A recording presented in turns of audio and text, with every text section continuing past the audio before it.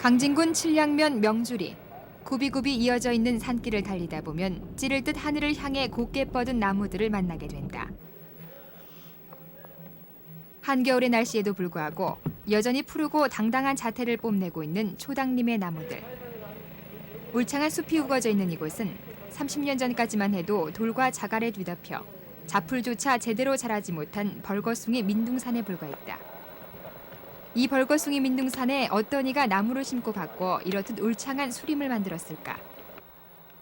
아무런 대가를 바라지 않고 누가 알아주지 않아도 30여 년을 한결같이 나무를 심고 가꿔온 사람. 백제약품의 설립자로 알려진 초당 김기훈 회장이다. 산이 좋고 나무가 좋아 나무와 더불어 살아온 초당 김기훈. 우람한 나무들이 우거진 이 숲에는 30년 동안 나무에 바친 김 회장의 인생이 고스란히 녹아있는 건 아닐까.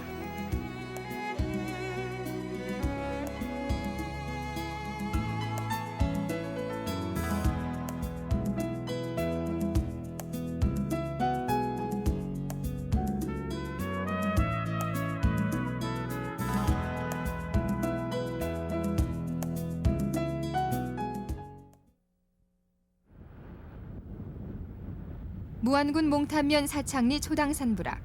백제약국 김기훈 회장이 태를 묻은 곳이다. 오랜만에 김 회장이 고향 마을을 찾았다. 그렇구만. 얼굴밖에 안 알아서. 아버지? 아버지 강주에 계세요. 그래? 아, 오늘 뵈었으면 좋을 건데. 아따, 여기 병환이가 나오나요? 응?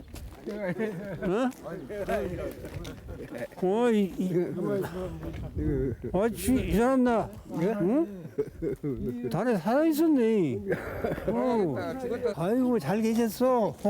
예, 예, 맞다. 아주 건강하셔. 예, 그렇죠. 뭐. 아직은 응, 안 왔어. 안 하겠어? 예.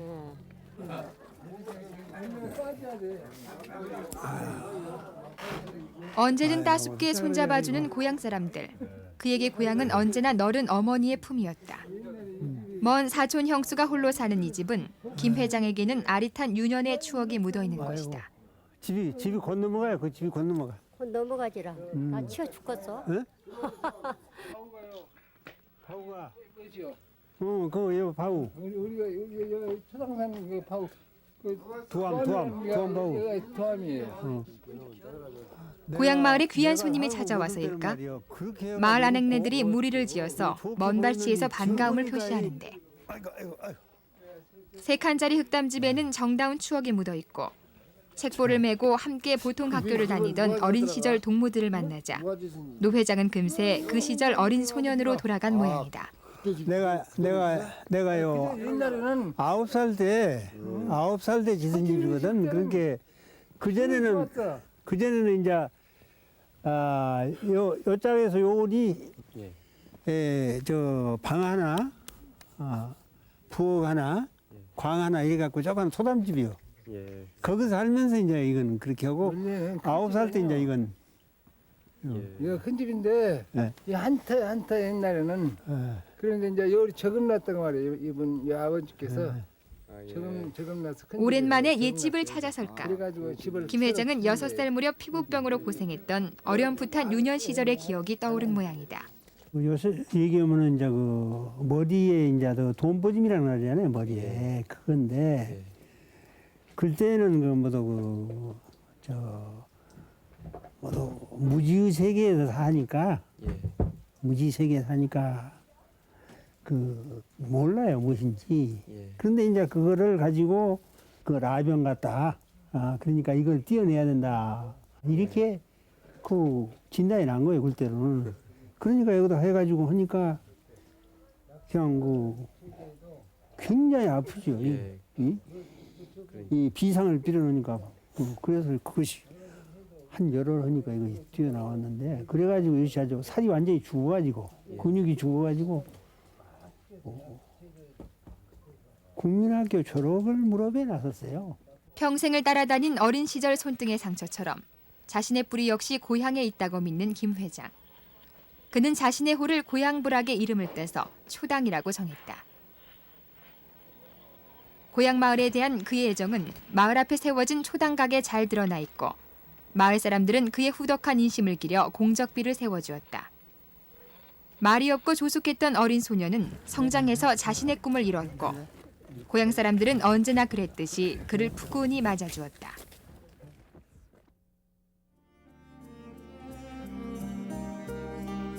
끼니조차 제대로 잊기 힘들었던 어린 시절. 16살의 늦은 나이에 무한 보통 학교를 졸업한 기훈은 남들보다 일찍 사회에 첫 발을 내딛게 된다. 16세 소년 기훈이 처음 갖게 된 일자리는 일본인 상점의 견습 사원 노릇이었다.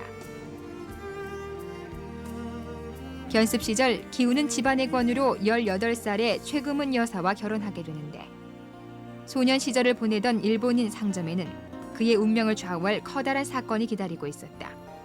평생의 업이 된 약업과의 인연이었다.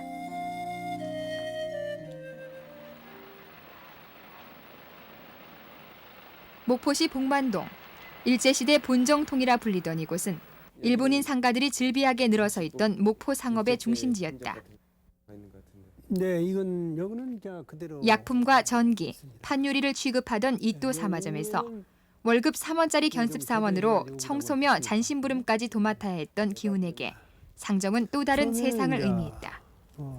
요거 이제 입사해가지고 또 여기서도 전기부도 있고 이제 유리부도 있고 약품부도 있고 그런데 나는 그 지금 생각해 보면 참 운이 좋았던 것 같아요. 약품부로 왔다는 자체가 막 그 한번 와가지고 그것이 연결되어가지고 나는 지금 저 야구 가르치는 인생이 그때 당시 그럼 전기부로 갔었으면 또 인생이 어떻게 되실지 전기부로 갔다 오면 내 인생이 어떻게 되었는지 그건 알 수가 없고요. 아주 예쁘고 그 어떻게 우연은 아니지만은 참 잘 된 것 같아요. 아침 6시에 일어나 밤 10시까지 고단한 견습 시절을 보내던 기훈은 여기서 평생을 간직할 꿈 하나를 얻게 된다. 약방 주인이 되어 성공하겠다는 것이었다. 그는 강의록을 펼치며 공부에 몰두하기 시작했다. 그때 초등학교 그 실력 가지고는 약 같은 건 전문 용어가 많아서 그 이해를 할 수가 없더라고요. 그게 덮어놓고 모르니까 자꾸 읽고 이렇게 하면서 이제 터득을 가서 날이 가면서 터득을 했는데 상당히 어려웠어요. 그러니까 잠이 오고 이제 피곤하고 이제 그러죠. 그래서 이제 그 의사들하고 상의하니까 뭐 카페인 정수 먹으면 괜찮다고 그래서 그걸 먹고 이제 해보기도 했는데 또 나중에 먹다가 보니까 과용이 돼가지고요. 또 약중독도 있고 그래서 또 혼나기도 하고 그러면서 이제 1차 합격을 했는데 2차는 또 이 약품을 갖다 놓고 이게 무슨 약이냐 이런 걸 이제 거기서 이제 감별하는데 그것도 이제 다 무사히 마쳤어요. 그래서 그 틀림없이 꿈을 이뤘다 그러는데 그런데 그 뒤에 4사람이 이제 학과 시험에 됐는데 그 속에서 나만 떨어져 버렸더라고요. 그래서 고백을 받았죠. 일단. 이유가 마셨죠. 그 나중에 알아놓고 보니까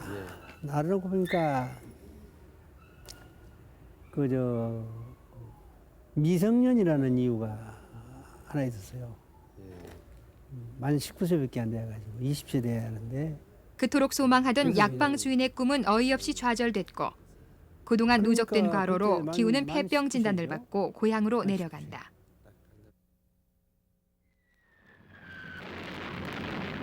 식민지 말기 조선의 젊은이들은 강제로 전쟁에 동원돼야 했다. 이때 기훈은 징용을 피하기 위해 마을 이장직을 맡게 된다. 마을에 이장을 하면 진용을 안 가요. 그래서 진용을 안 가려고 마을에 와서 좀 이장을 또 한때 좀 했죠. 그러면서 마치 약국에서 있다 나오니까 이런 약 관계로는 잘 아니까 동네에서 어디 아프거나 뭐 한다고 하면은 약도 가르쳐주고 그래서 지역민들한테 아주 참 훌륭한 이장, 훌륭한 아주 자, 이연놀이 하다시피 했죠. 1945년 8월 15일 오랜 일제 식민 통치도 종지부를 찍고 해방이 찾아왔다. 해방과 더불어 기훈은 그토록 소망하던 약종상 면허증을 손에 쥐게 된다. 한시도 잊지 않고 가슴에 품어온 꿈을 드디어 이룰 수 있게 됐다. 1946년 기훈은 마침내 목포의 백제 약방이라는 간판을 내걸고 약방을 개업한다. 약을 해방되고 나니까 거기서 부을 데가 없죠. 응? 그래서 이제 그때는 수입도 못 하는 때고 무역도 안 되는 때니까. 그 이제 나는 그 약에 대해서는 이제 도매도 하고 소매도 하고 그런 도매상에서 이제 경험을 쌓고 이제 거기서 뭐라고 해놓으니까 서울에 뭐 구석구석을 다니면서 뭐 이제 그놈을 사고 또 이제 일본에서 이제 귀국동포 귀국동포가 제주도에가 제일 많이 있었어요. 제주도 사람이 일본에 제일 많이 가 살다가 해방되었다니까 이제 이게 한국으로 이렇게 나오는데 그때 이제 여러 가지로 이제 돈은 안 되니까 물품으로 이제 가지고 오는데 그 속에 가서도 이제 주로 의약품이 좋다더라 해갖고 일본에서 그냥 막 의약품을 그냥 가지고 이렇게 착실히 사업을 다져가던 사업가 김기훈에게 6.25 전쟁은 커다란 위협으로 다가왔다. 목포에 인민군이 주둔한다는 소식이 전해지자 기훈은 약방을 정리하고 몸을 피해야 했다. 이제 6.25 사변 접고 해서 다시 재기해가지고 했는데 또 잘 됐어요. 잘 됐는데 메리아스 공장에서 메리아스 공장도 이제 성공적으로 모두고 해서 메리아스 공장 모둠도 좀 목포에서 하려면은 좀 규모가 큰 것으로 좀 해보자 해서 그 주전 공장도 한번 해봤어요. 그래가지고 이제 빚도 좀 그때는 은행빚이 많이 있었는데 다 해서 이제 은행빚이고 뭐도 해서 그때 사막양조장 있어요. 아실까? 사막양조장이라고. 예, 거기다가 전부 그냥 다 인계해서 주워버리고 그러고는 깨끗이 그냥 손에 다 놔버리고 또 다시 이걸 열심히 또 해가지고 그래가지고 이제 또 다시 재건을 했는데 그 뒤에는 절대 빚 같은 거 쓰지 않는다 하는. 은행빚을 얻지 말자, 약업에 전념하자. 메리아스 공장과 주전 공장 실패로 얻은 교훈을 바탕으로 기훈은 열성적으로 약품 도매업에 매달렸고 빠르게 재기에 성공한다. 제주도를 비롯해 전라도 전역으로 거래처가 뻗어나갔고 1964년에는 본점의 낡은 건물이 헐리고 그 자리에 4층짜리 신축 사옥이 들어서게 됩니다.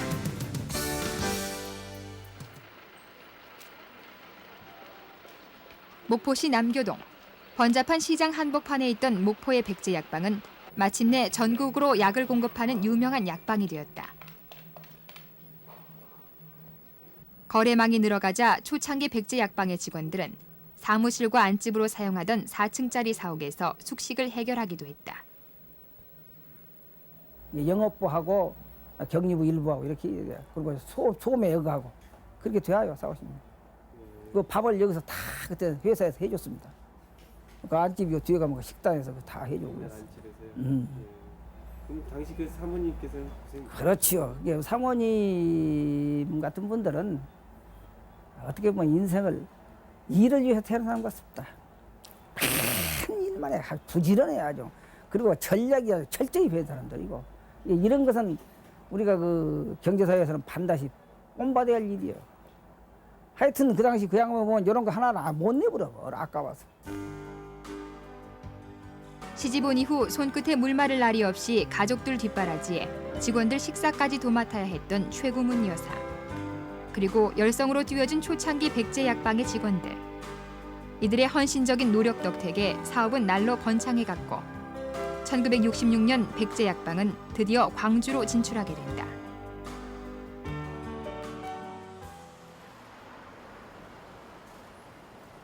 하지만 광주에 지점이 들어서기까지 백제는 적지 않은 진통을 겪어야 했다. 백제의 세력 확장의 위협을 느낀 기존의 도매상들이 지역 침범과 유통 질서를 어지럽힌다는 이유로 강력하게 반발하고 나섰기 때문이다. 다른 도매상보다 약품을 싸게 공급한 것이 화근이었다. 어느 놈은 마진만 보더라도 도매의 마진보다는 우리들 소매의 마진이 훨씬 적었던 겁니다. 이걸 알 길이 없었죠.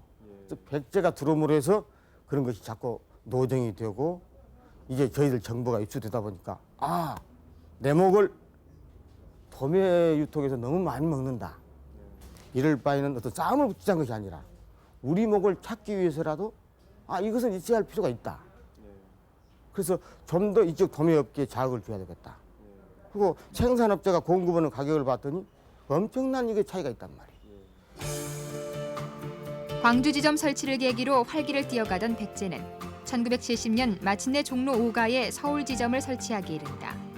이후 종로의 백제 약국은 대한민국 약국 1번지, 약국의 명소로 이름을 떨쳐나가기 시작했고 1974년에는 서울 영등포에도 새로운 지점이 문을 열게 됐다. 기존 도매상들과는 다른 백제만의 신선한 영업 노하우가 가져다준 결과였다. 다른 도매약국들과는 차별화된 백제만의 독특한 영업 방식은 일선의 소매약국에게 신선한 충격으로 다가왔고 약사들은 쌍수를 들어 환영했다. 백제와 거래하면 보다 값싸고 다양한 의약품을 공급받을 수 있기 때문이었다. 하지만 20여 년 전만 해도 도매약국의 유통은 영세하기 짝이 없었고 각 지역마다 나누기식 영업 구도가 형성돼 있었다. 그 틈바구니를 비집고 새로운 거래처를 확보해 나가는 백제의 영업 방식은 기존의 도매업계에 커다란 위협으로 다가왔다. 요새 와서는 이제 약계에서도 오히려 우리를 이해를 하는 편으로 이제 바꿔져 버렸습니다. 예?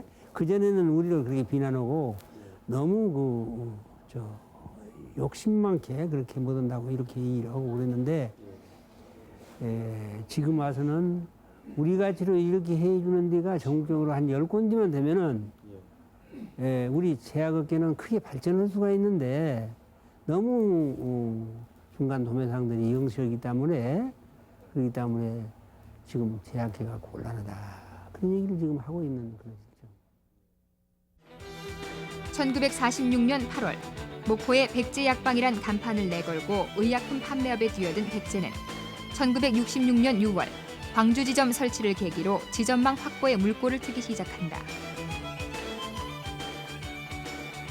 1970년 10월 서울 종로 5가에 문을 연 종로 지점은 명실상부한 대한민국 약국 1번지, 약국의 명소로 자리매김했고 1974년 11월 서울 영등포 지점이 설치되자 사람들 사이에서는 한강 이북은 종로 5가의 백제약국, 한강이 남은 영등포 시장 앞 백제약국이란 말이 나돌 정도였다. 1976년 10월에 설치된 대전 지점은 연간 520억 원의 매출액을 올리고 있어 6개의 지점 중 매출 1위를 자랑하고 있다. 1988년 7월 창원 지점 설치 이후 백제는 전국 7,000군데로 거래처를 넓혀갔고 연매출 1,700억 원으로 의약품 도매업계의 선두주자로 성장 가도를 달리고 있다. 1988년 서울 구로에 현대식 유통센터를 갖춘 백제약품은 1984년 2월 경기도 안산에 초당약품 주식회사를 설립한다. 오늘의 백제약품이 있기까지는 창업자 김기훈이 고집한 독특한 경영 비법이 있었다고 하는데 김 회장만의 성공 열쇠는 과연 무엇이었을까? 그거를 이제 파는 것보다도 관리가 우선을 해야 이 사업이라는 게 앞으로 많이 남고 뒤로 밀고 그런 거 아니에요. 그러니까 그거를 이제 완성을 해야 된다 이게요. 그러니까 그 일본 같은 데 가보니까 그런 것을 잘 하고 있거든요. 나는 얘기가 물건을 100개 샀으면은 100개 들어왔다고 기장을 하고 한 개 팔았으면 모두 한 개 팔았다고 기장을 하고 돈 받으면 그런 게 안 나오는 거지. 왜 안 나와야? 이 이론은 그런데 결과적으로 신뢰하면 안 된다는 거예요. 그래서 그거를 이제 나는 할 수 있는 거니까 안 되면은 4% 내일 잡고 이걸 완성을 시켜라. 모든 거래처와 취급 상품을 기록하도록 되어 있는 상품관리 대장. 백제형 상품관리 효시로 불린 이 카드는 약품 도매업에서는 기훈이 처음으로 도입한 관리 시스템이었다. 의약품의 입출고 상황을 정확히 파악해 재고 로스를 줄이는 것. 아울러 정확하고 신속한 배송으로 거래처의 신뢰를 확보하는 일. 백제 약품 성공의 열쇠는 바로 여기에 있었다.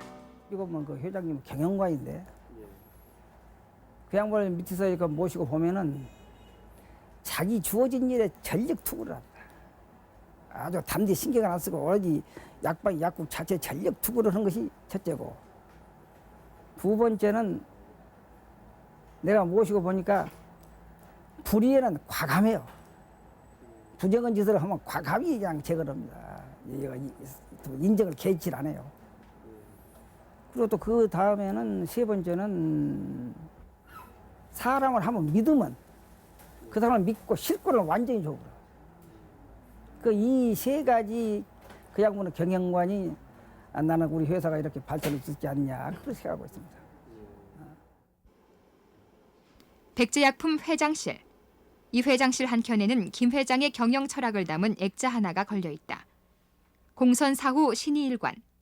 개인의 이익에 앞서 공익을 먼저 생각하고 한 번 맺은 신의는 끝까지 지킨다는 글귀다. 공선사후 신의일관. 이거를 내 그 사무실에도 저걸 걸어놓고 또 집에다도 걸어놓고 우리 점포에도 다 걸어놓고, 그리고 심지어는 우리 집 애들한테도 이제 저걸 하나씩 해서 주면서 참 어려운 건데 마음이라도 한번 가져가라. 그래서 이제 저걸 해주고, 나 자신도 저기에 한번 맞춰보려고 굉장히 노력을 하고 있습니다. 근데 그 만에 하나도 그것이 안 되는 것 같습니다. 그 실제입니다.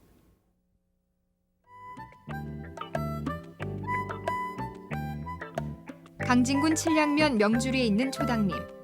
천여 헥타르의 500여만 주의 경제 수림이 심어진 이곳은 개인이 조성한 인공 조림 단지 중에서는 국내 최대의 면적을 자랑하고 있다. 태다소나무, 편백, 삼나무, 해송 등 이곳에 심어진 나무들은 모두 건축재나 가구재로 쓸 수 있는 효용 가치가 높은 경제수들이다. 최우수 조림 단지로 손꼽히고 있는 이곳 초당림에는 후대들이 초당림의 정신을 기억하고 추억할 수 있도록 연수원과 초당비가 세워져 있다.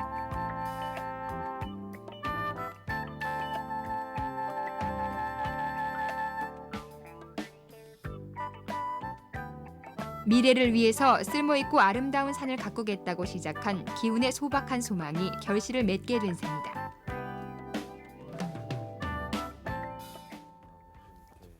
요 밑으로는 삼나무 편백이고요. 예, 저쪽에는 니기태다고요. 예, 그래서 저쪽에는 니기다를 넉살에 심은 거고, 저 우구로는 이 참나무입니다. 천연이 뭐 여기에서 전부. 예, 처음에는 엉망이었는데 나무를 이제 잘 이 가지 쳐주고 이 두아에 나오는 잡아주고 해서 아주 우량목재가 됐습니다. 우리 회장님 오시면은 딱 작업복을 바꾸십니다. 이 전부 가지치기 손으로 다 차 타고 가다가도 내려서 가지치기 하고 두아에 나가서 잘라주고 아주 열성이었습니다. 1969년 3월 푸른 산을 가꾸겠다는 일념으로 뛰어든 조림 사업. 기훈은 조림에 대한 자신의 경험을 육림일기를 쓰며 꼼꼼히 기록해 나갔다. 전문적인 지식 없이 뛰어들었던 조림 사업이었기에 처음에는 많은 시행착오를 겪어야만 했다. 정성스레 심은 나무들이 말라 죽거나 얼어 죽었고 병충해, 산불 피해까지 수많은 복병들이 도사리고 있었다. 하지만 그는 포기하지 않았고 자신의 소망대로 끝내 울창하고 푸른 숲을 만들어냈다. 1969년 첫 삽을 뜨기 시작한 이후 초당림에 나무를 심고 가꾸는 데 투입된 인력만도 3만 4천여 명. 190만 평 규모로 출발한 나무 심기는 30년 세월이 흐른 뒤에 300만 평으로 늘어났고 나무를 심고 돌보기 위해 개설한 임도만도 40km에 달했다. 개인이 인공조림 단지를 조성하기 위해서는 최소한 20년 정도를 투자할 수 있는 여유 있는 자금과 조림에 대한 지식, 푸른 산을 가꾸겠다는 뚜렷한 의지가 있어야 하는 사업으로 개인이 선뜻 나서기엔 여러모로 용기가 필요한 일이었다.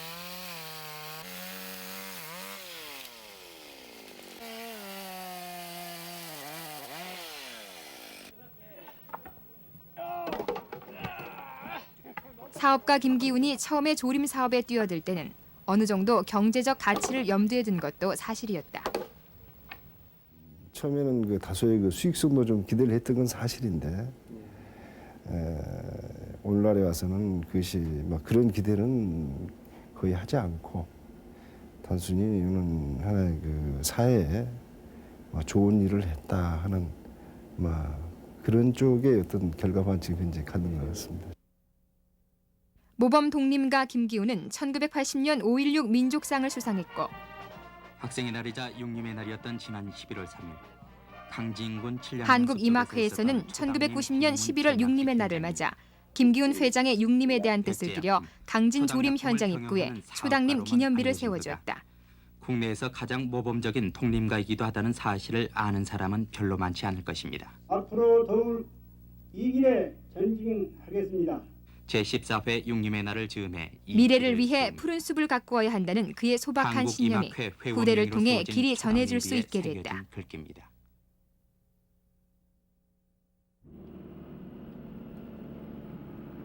(30여 년이) 흐른 지금도 한 달에 한 번은 어김없이 초당림을 찾는 김기훈. 임도가 없어 걸어 다니던 시절에는 골짜기를 누비며 다니다 보면 어느새 하루 해가 훌쩍 저물곤 했다. 저 앞에서 중간에 저래서 능성이 하나, 골짜기 구비구비마다에는 30년 나무와 함께한 그의 재취가 오롯이 스며 있는 것이다.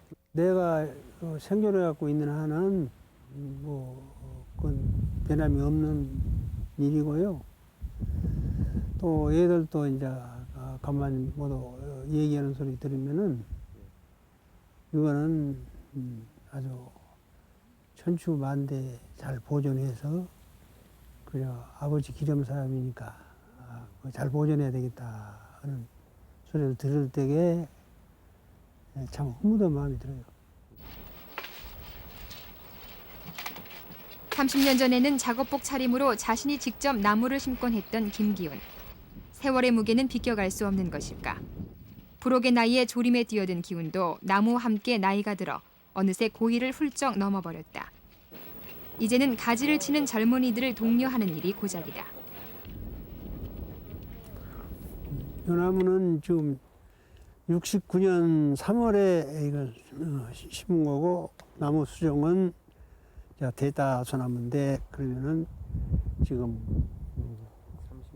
30년, 만 30년 되는 나무인데 만 30년 되는 나무가 지금 우리나라 그 재래종 하면은 그 나무에 한 3배 반 정도 크니까 그러니까 지금 이런 정도로 이렇게 키운 거죠. 이런 정도. 20년 전에 될까 심어가지고 한 10년 있다가 나무가 잘 크고 있는데 여기요 그 논에다가 그 논두룩에다 불을 지른 게 그냥 산으로 번져가지고 요리가 다 탔어요. 응? 다 타가지고 그냥 안쪽에 베렸죠. 그래서 모두 난리가 났어요. 난리가 났는데 그러니까 불이 났다 그러면은 그래요. 걱정은 되지만은 나는 이건 재산이라고는 생각을 안 해요. 불나가 뭐가 이렇게 생각하면 걱정이 돼서 안 되고 그러니까 그래서 이거는 우리 재산 목록에는 없는 거고 그러니까 국가 사업이 그저 잘 되기만 바란다 그런 생각입니다. 그러니까 여러분들이 다 같이 불주의해서 이게 타가지고 말이요 민둥산으로 있으면 얼마나 흉하고 그게. 어린 시절 그가 늘상 바라본 고향 부락의 아름다운 산을 닮은 초당님. 초당님 한켠 양지 바른 곳에 기우는 부모님의 묘소를 모셨다. 힘겨운 생활 속에서도 언제나 그를 든든하게 지켜주었던 부모님도 그가 가꾼 초당님 너른 품 안에서 평화로운 휴식을 얻게 되었다. 어려운 시절 넉넉한 고향의 품처럼 그의 뒤에서 말없이 그를 품어주었던 부모님. 어려운 고비고비마다 그에게 다시 일어설 수 있는 용기를 주었던 힘. 어쩌면 그것은 부모님의 크고 넓은 사랑 때문은 아니었을까.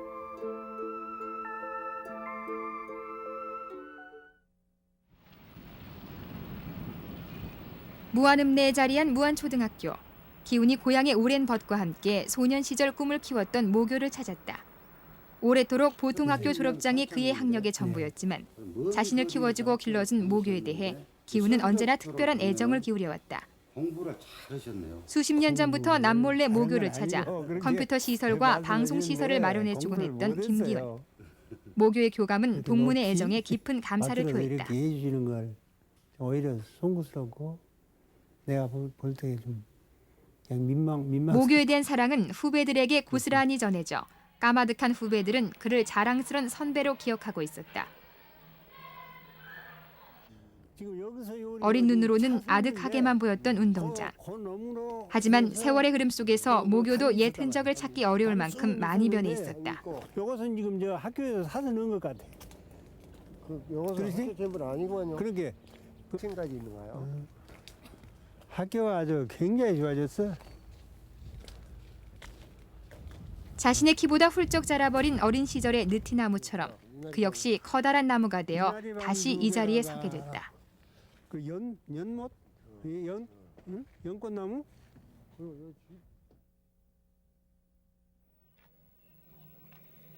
아늑한 전경, 현대적인 시설을 갖춰 무안의 명문으로 자리한 백제여자상업고등학교. 설립자가 초당 김기훈이다. 기훈이 나무를 기르는 것만큼이나 열성을 쏟는 일이 있다면 바로 인재를 육성하는 일이다. 여러 가지 주변에 우려 섞인 눈길도 있었지만 기훈은 과중한 교육비 때문에 학업을 포기해야 하는 학생들을 위해 고향 무안에 여성들을 위한 교육기관을 세웠다. 오늘의 그를 있게 한 고향에 바치는 정성이었다. 자기 고향 아닙니까? 무안이 그가 고향이다. 고향의 향리에다가 참 자기 어떠한 인생을 거기다 무엇인가 좀 반영하고 싶어.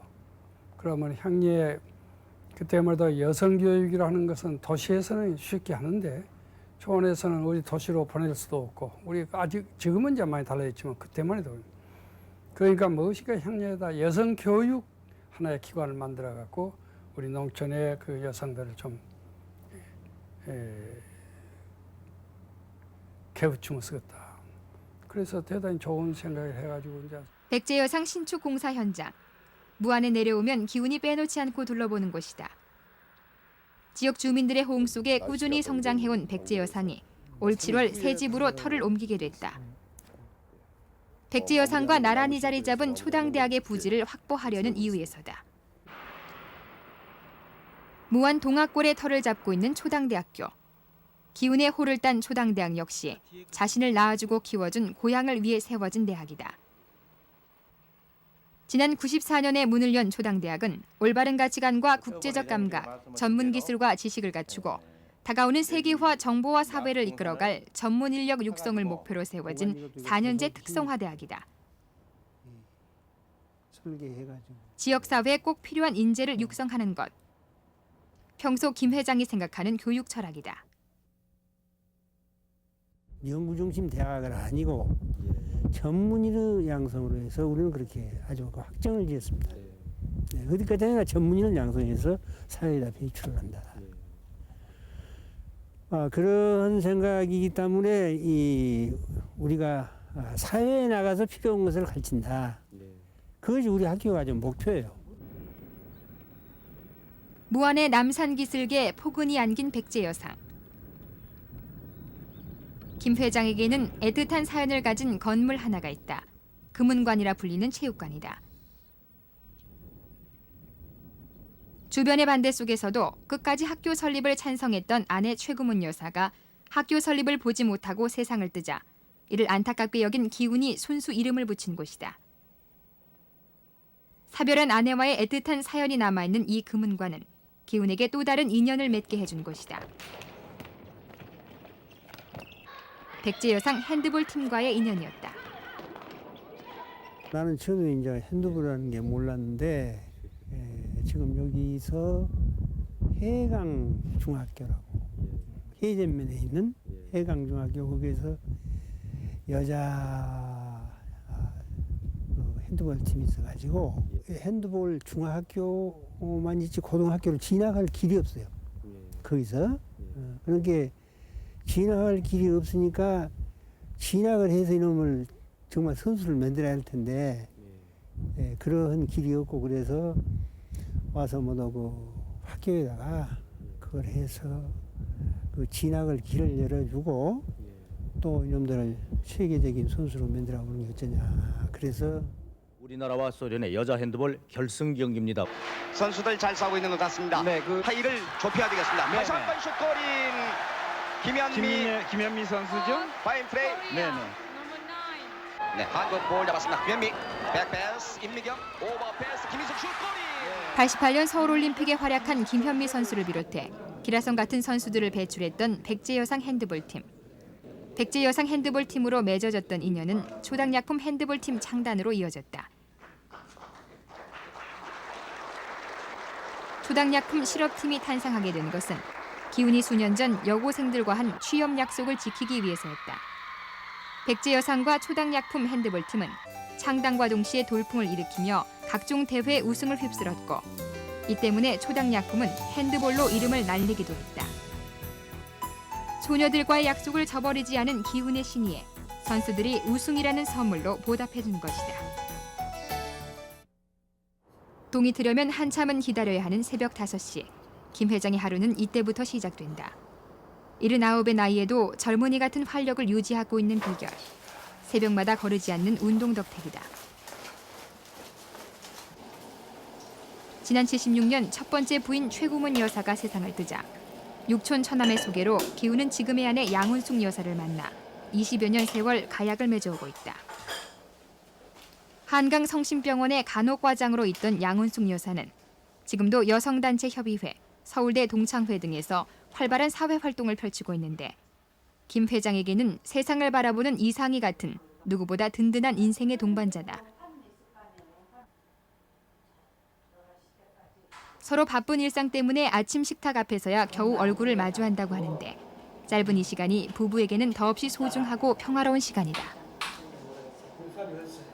언제까지 살지는 모르지만 그동안에 건강하게 살면서 여러 사람 지역사회나 또 옆에 사는 사람들을 위해서 일을 하게 해달라고. 그 일에는 우리는 이제 남은 거가 없으니까 우리들이 무슨 물질적으로 욕심을 부리겠어요? 뭐 하겠어요? 이 모든 것이 하나님의 것이지 저희들의 것이 아니라고 저는 그렇게 생각하고 있고 더 사회에다가 기여할 수 있는 그런 일을 할 수 있게 해달라고 그렇게 기도하고 그런 마음으로 이제 살고 있어요. 경기도 안산에 위치한 초당약품 공업주식회사. 1982년에 세워져 말초 혈액순환 개선제와 소염 진통제 등 60여 종의 의약품을 생산하고 있는 곳이다. 최첨단 기기 설비를 갖추고 요즘은 한창 신제품 개발에 박차를 가하고 있다. 초당약품은 현재 서울대 약대를 졸업한 양승용 사장이 경영 일선에 나서고 있는데 전문 경영인을 통해 책임 경영을 이루려는 김 회장의 의지 때문이었다. 장사를 할 줄 아는 사람이 오너가 돼야 한다. 나는 그것이 원칙입니다.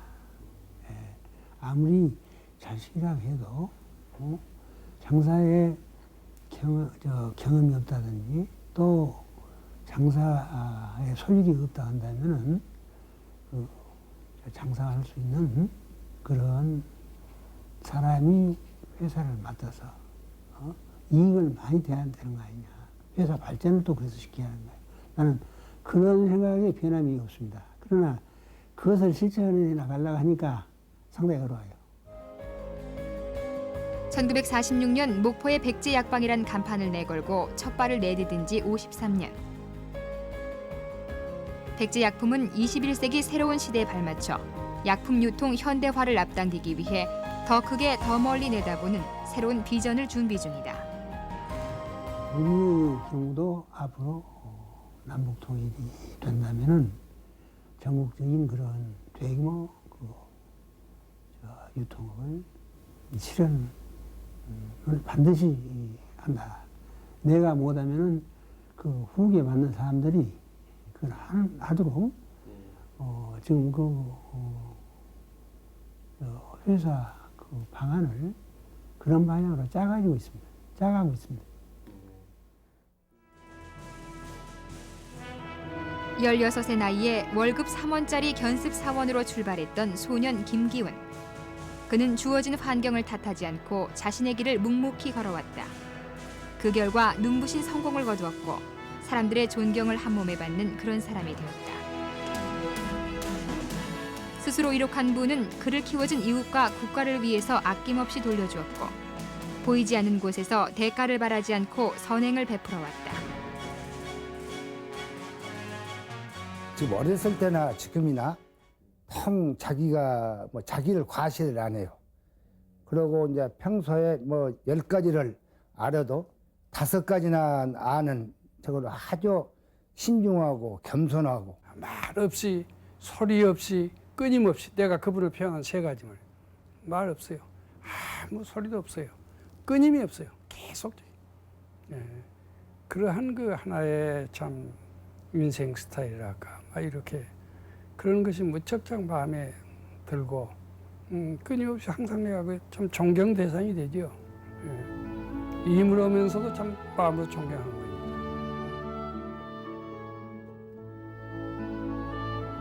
인간 상록수 초당 김기훈. 30년 전 그가 심었던 나무들이 아름드리 우람한 나무로 자랐듯이 그 역시 넉넉하고 너른 그늘을 지닌 한 그루 커다란 나무가 되었다. 자신의 생에는 유달리 행운이 많이 찾아왔다고 믿는 김기훈. 하지만 그가 움켜쥔 행운이란 한평생 나무를 심듯 성실하게 살아온 그의 인생 위에 하늘이 말없이 내린 축복은 아니었을까.